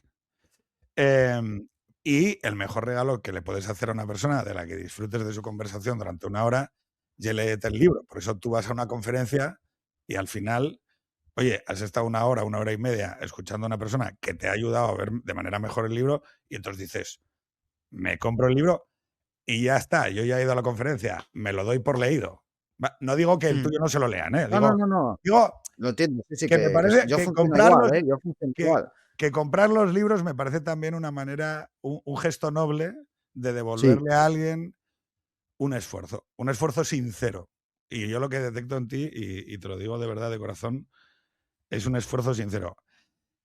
te lo agradezco, Marco. Me quedan 200.000 cosas que preguntarte, que espero que tengamos la próxima vez. Yo seré puntual y no y Bueno, empezaremos a las 11 y no a las 12. pero es Pero que estamos en el mundo en caída, Pedro. Pasan cosas. Pasan cosas que no estaban en el plan. En el paraíso esto no pasaría. Teníamos ahí conversación sin fin. bueno, en el paraíso estaríamos perfectos, ¿no?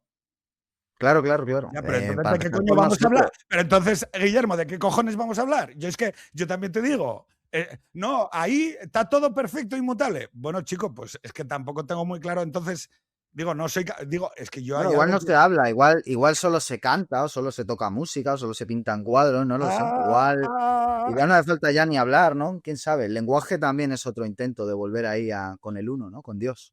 Y ya llega un punto en que el lenguaje no te vale y te tienes que callar. Entonces, igual ahí hay un silencio ensordecedor en el paraíso porque no hace falta hablar, ¿no? ¡Pam! Tío, eres psicomago, ¿eh? O sea, tío, me gusta. No, no, mira, no, o sea, bueno, primero, eso, agradecimiento, que no quiero consumir el tiempo sin darte las gracias. Gracias a ti, Pedro. Hay 10 preguntas que no te puedo hacer.